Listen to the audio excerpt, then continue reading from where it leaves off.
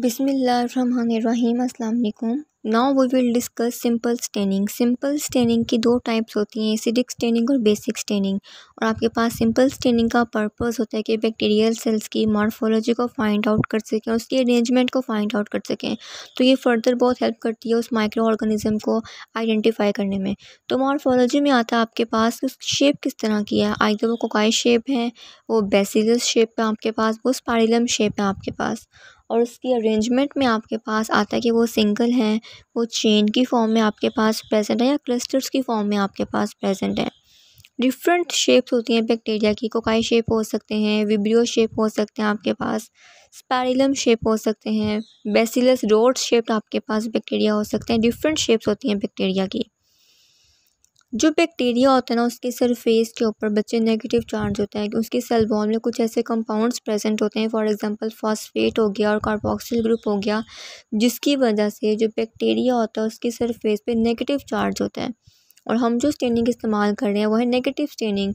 Negative stand है इसमें present, यानी कि जो इसके अंदर नेगेटिव आयन है, जो एसिटिक आयन है इसके अंदर, उसके ऊपर बेसिकली चार्ज प्रेजेंट है, वो एक्ट कर रहा है एज अ क्रोमोजिन। तो होगा कुछ यूँ कि हम जब नेगेटिव स्टेनिंग इस्तेमाल करते हैं माइक्रो ऑर्गेनिजम्स को विजुलाइज करने के लिए, तो बैक्टीरिया के ऊपर नेगेटिव चार्ज है और जो हम लोग क्रोमोजिन इस्तेमाल कर रहे हैं उस पर भी नेगेटिव चार्ज है, वो एक दूसरे को रिपेल करेगा, वो बैक्टीरिया सेल में पेनिट्रेट नहीं कर पाएगा।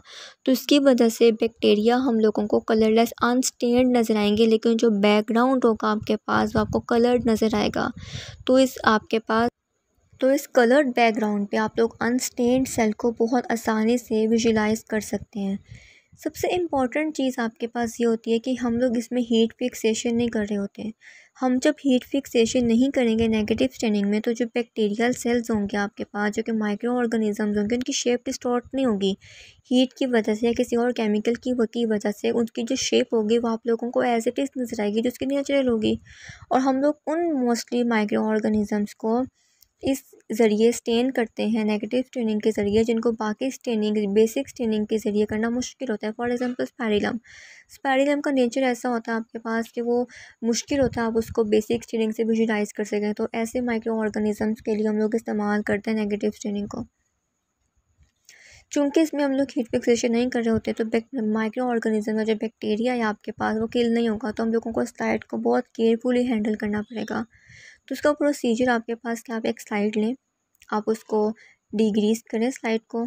उसके बाद आप निग्रोसिन, आपके पास जो इंडिया इंक बेसिकली होती है, उसका आप एक ड्रॉप लें स्लाइड के ऊपर। आपने कोशिश करनी है कि आपने एसेप्टिक कंडीशंस में काम करने की कोशिश करें कि आप 6 इंचज़ में काम करें फ्लेम के।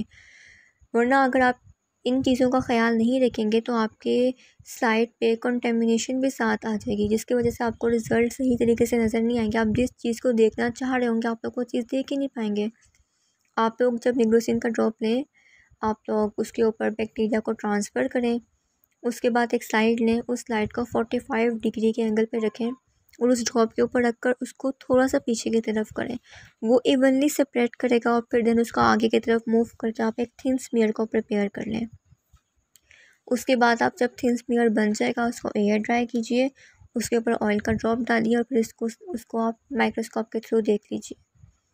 तो अगर हम लोग इस स्लाइड में देखें तो हम लोगों को बच्चे ये नज़र आएगा कि हम लोगों ने एक ग्लास स्लाइड ली, उस पर निग्रोसिन का ड्रॉप डाला।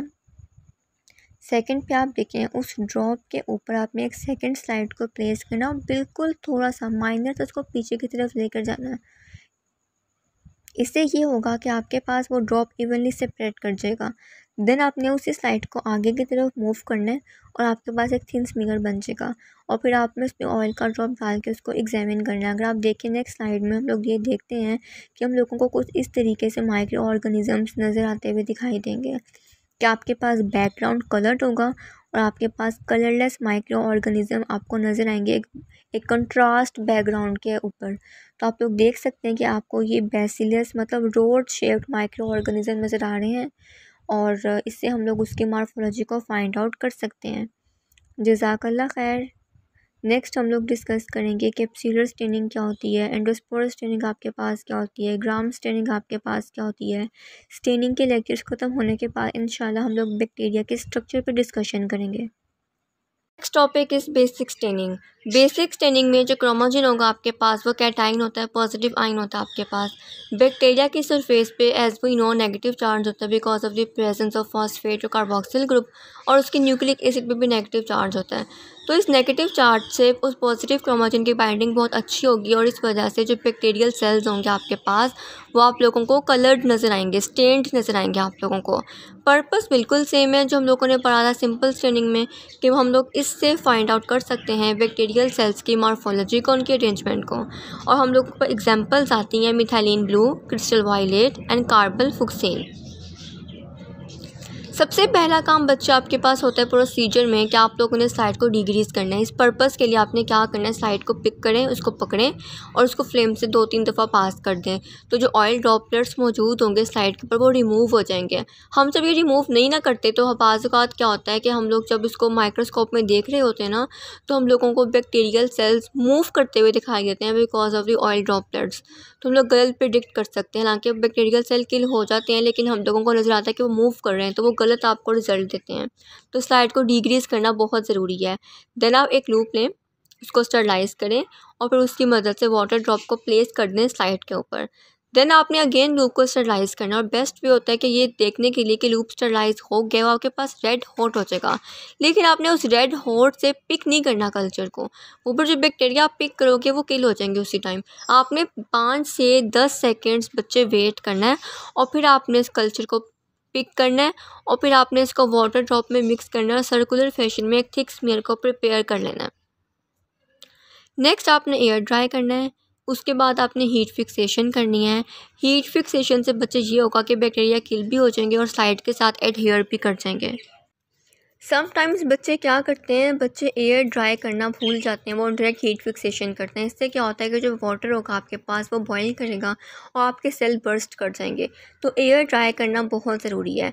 उसके बाद बच्चे आप स्टेन अप्लाई करेंगे, स्लाइड को वॉश करेंगे, अगेन एयर ड्राई करेंगे, उसके ऊपर ऑयल ड्रॉप डालेंगे और फिर आप उसको माइक्रोस्कोप के अंदर देख लेंगे। आप लोगों ने ये चीज़ याद रखनी है कि आप लोग सेफ्रानीन को इस्तेमाल करें, अपने 45 सेकंड्स के लिए उसका कॉन्टैक्ट टाइम रखना है। उसके बाद आपने इसको वॉश करना है। क्रिस्टल वायलेट को आपने 1 मिनट के लिए बच्चे रखना है और मिथाइलिन ब्लू को आपने 2 मिनट्स के लिए रखना है। ये आप लोगों ने कॉन्टैक्ट टाइम इन सबके याद करने हैं।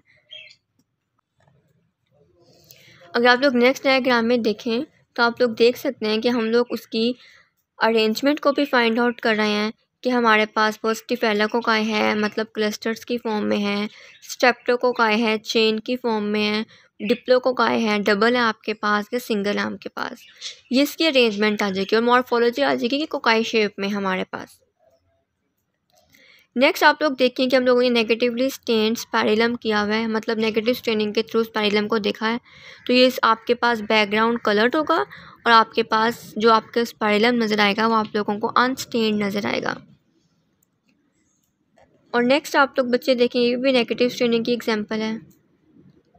और आप लोग स्पाइरलम को बेसिक स्टेनिंग के थ्रू भी कर सकते हैं, लेकिन ज़्यादातर हम लोग प्रेफर करते हैं नेगेटिव स्टेनिंग स्पाइरलम के लिए।